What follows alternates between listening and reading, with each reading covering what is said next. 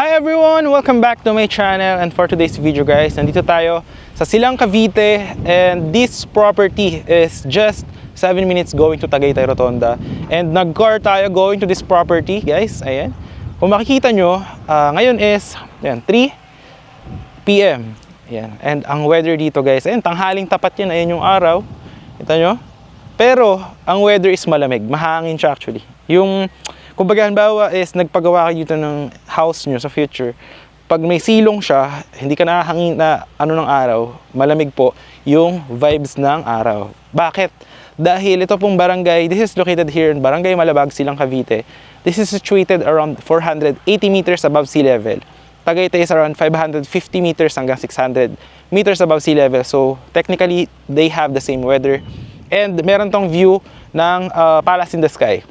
Yung gagawin dito sa project na to is 12 and 10 meters concrete wide roads po. Meron ding mga 8 meters with drainages. Gagawan din po yan ng perimeter fences. And there will be lines for electricity and water, no? And ayan po yung pasukan sa property. Diyan lang siya sa Along Barangay Road. And if you're going to Aguinaldo Highway, dito po sa may highway dyan, papunta Tagaytay Rotonda, is just around 5 minutes. Going to Tagaytay Rotonda is around 7 to 8 minutes. So very accessible siya. Malapit sa mga schools, hospitals, wet market and all. And paglabas nyo dito sa may Barangay Road, nandyan na may mga dali, may gasolinahan, may mga church, meron ding shortcut going to Starbucks ng Tagaytay. Tapos dito guys, ang kagandahan is meron pa tayong available na 10 lots. May mga 150 square meter, may 500 square meter, meron din tayong 300, no? May magkakatabi na 5 150 square meter. If you plan to build like your dream house, this is one of the best properties na ma-advise ko. And right now guys, is ongoing development siya. Ayan, nakikita nyo, pinapatag yung ating mga lupa dito, no? Mahangin siya, ikutan natin. And mamaya papakita ko rin yung ating drone shot. And ang kaganda dito sa property na to guys is accessible siya by big cars, no? Kasi gagawin dito is 10 meters yung concrete road, so pwede kabilaan, dalawang SUV. Ayan. Actually, may palatandaan na dito ng gagawing concrete road. So from here, ayan, ganyang kalaki hanggang dito sa kabila. Ayan, tinan nyo, ilang meters, 10 meters yan na with drainages yan. Okay? Ayan yung mga equipment, ayan, going development, ayan siya. Alright, ayan. Okay? Tapos ito, may mga stick na to dito. Ayan, mga stick na yan dyan, tsaka here.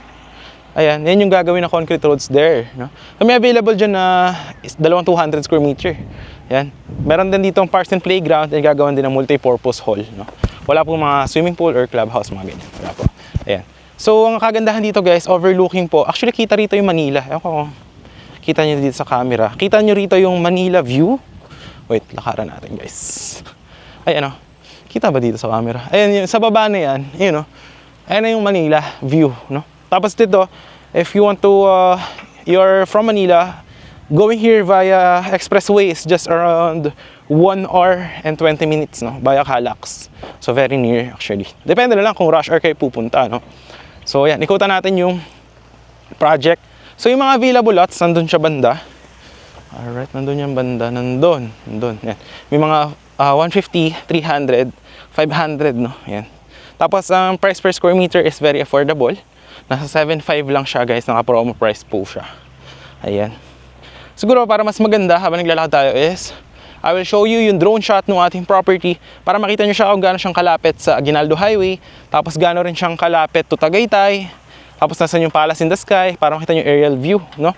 Tapos sa end of the video, papakita ko naman kasi nakita nyo dito, lupa pa lang. So papakita ko rin ano yung magiging itsura after the development ng ating project. So yan, papakita natin yung drone shot in 3, 2, 1. Here's our drone shot.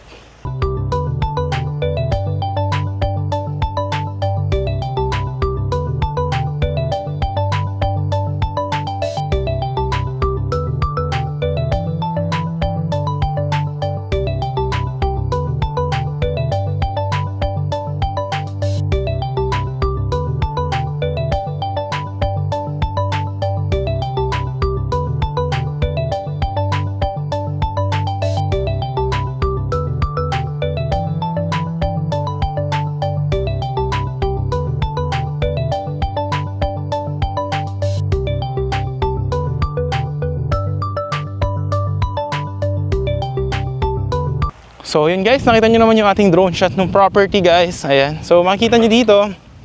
Ayan, nakita nyo yung mga gagawing concrete road. Ang laki niyan guys. So 10 meters. Ayan. So may mga available lots tayo dyan sa kabila. Papatagin pa yan guys. Alright.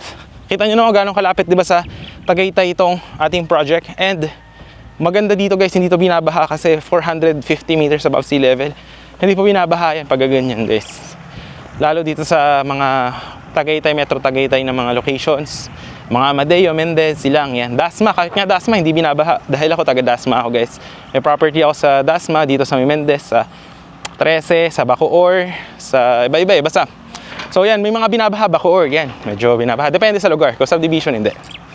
So yan, no, undergoing development tayo guys. So pinapatag yung ating mga lupa. Ayan. Alright. Ongoing development tayo. Tapos dito may mga available tayo guys. Dito yung parks and playground gagawin. Tapos andyan, may mga available tayo dito na 150. Taturo natin. Alright. Mahangin dito guys. Tapos maganda guys kung sa future you are planning to build a rest house or your dream house, no? I would definitely advise this kasi lalagyan din naman to ng kuryente at tubig, no? Tapos pwede kayo magpagawa. Kung may kilala kayong contractor or architect yan, pwede yun guys. Tapos madali lang i-access kasi paglabas nyo dyan sa Aguinaldo Highway, maraming mga ano dito, yung para sa pagpapagawa ng house, yung mga bilihan ng mga hollow block, semento, bakal, kahoy, lahat ng kailangan nyo nandyan lang. So hindi kayo mahirapan i-travel dito yung mga materyales pang mapapagawa kayo ng bahay. Ayan. So yun yung parks and playground nandito. Yung mga available natin na lot is around there. Yan, nandyan may mga 150, 300 square meter, yan. Pero lalagyan din yan ng kalsada guys. Lalagyan ng concrete roads dyan, no? Tapos ang maganda rito guys, yung view, no? Mahangin din dito. That's honest opinion po. Kahit i-search nyo po dito, Barangay Malabag, search nyo sa Google, ang kanyang weather is actually cold, no? If I were you, at ang maganda dito pala guys is 2 to 5 years to pay pala yung ating property, no? Tapos ang requirement natin is 2 valid IDs po. Ayan, ito, ile-level din yan guys kung mapapansin nyo. Ayan, ile-level din po yan. Para na rin natin yung iba pang available na lots, no? Ayan. So from the roundabout, ayan, yung gagawin, tsaka yung entrance. Ayan, so lakaran natin yung ibang available lots. Ayan. Maganda pala dito guys is yung aside from the weather, dito sa Silang, marami na siyang ano, mga tawag nito, yung bilihan, mga malls, ayan. Tapos accessible na rin to mga Shopee, Lazada, Food Panda, Grab, yan. So hindi actually to ano, what do you call that? Kung ano yung nasa city life, marami rin dito palang bukas na mga kainan sa gabi. So if nag-crave kayo ng midnight cravings, labas lang kayo dito sa Aguinaldo Highway, ang dami guys. Actually sa Tagaytay marami din, no? Dito guys, may available din tayo ng mga 150 square meter. Andyan. Ito yung view na sinasabi ko. No? Kita ba yung palace in the sky? Ayun, no? Kita ba dito sa video? Di ko lang makita eh. Tapos yung Manila view. Pakita natin yung Manila view. Kung nakita nyo sa drone, di ba? Ang ganda nung ating project. Malaki siya actually. Ayan, dito. Ayan. Andun, may mga available din pala tayo 150 square meter nandun guys. Nandun, ayan. So normal na frontage nun is 10 by 15 meters guys. Lalagyan naman din ng mga muhon yan. Tapos ang signal dito, if you will turn on your phone, 4G, 5G, meron 5G. Ka-smart, yan. Globe, meron din. Ayan yung highway guys, oh. Aguinaldo Highway. May mga, kita nyo yung mga, ano ng kuryente, nandyan lang mismo. Ayan. So yan, may mga available tayo dito guys. 150. Meron din doon, dalawang 150 sa dulo. Gusto nyo, parang end lot. Yung meron perimeter fence sa likod. Ayan. Tapos doon, may mga 5 magkakatabi na 150 square meter right there. Ayan. So i-clear din naman yan. Papatagin din yan. Tapos aalisin din yung mga, what they call this, mga grass. No? Tapos bahala na kayo kung gusto nyo lagyan ng mga plantito-plantita. Ayan. Basta yung development is with drainage, big concrete roads, tapos perimeter fences, parks and playground, yan. Walang mga swimming pool. Kayo, pero kung gusto nyo magpagawa ng swimming pool, pwede rin naman. Ayan, ang ganda guys. Oh, lamig dito. Ayun yung palace in the sky. Di ba? Malamig talaga. Ako lang rinig tayo, pero ang yung hangin ba. Tapos pag gabi guys, dito malamig talaga, yung masasabi ko. Ayan. Oh, ayun guys, ngayon naman ipapakita naman natin is yung ano yung magiging itsura itong ating project kapag tapos na yung ating development. So any house design. So I will show it here on 3, 2, 1. Ito po yung ating mga finished projects, no? Right here. Sample na itsura ng ating projects kapag tapos na po siya. So, actually, ito is silang Cavite din siya. Ganito yung mga sample natin ng mga finished projects. So, no required house design po siya.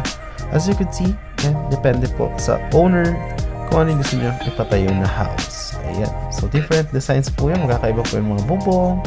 And pwede rin po magpagawa sa contractor nyo. And yan guys, may mga linya na rin yung Meralco for electricity. And meron na rin siyang water. At makikita nyo guys, malapad yung mga concrete roads dyan.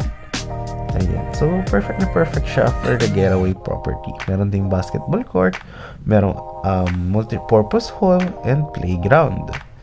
Na talagang perfect na perfect para sa small family or you are with your kids para healthy living.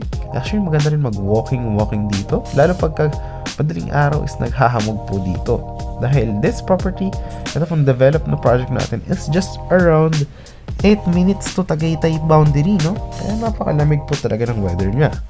So yun guys, yun lang yung ating property tour for today. Ayan, kung nag-enjoy kayo, and if you do like this one, yun, hit nyo lang yung ating thumbs up.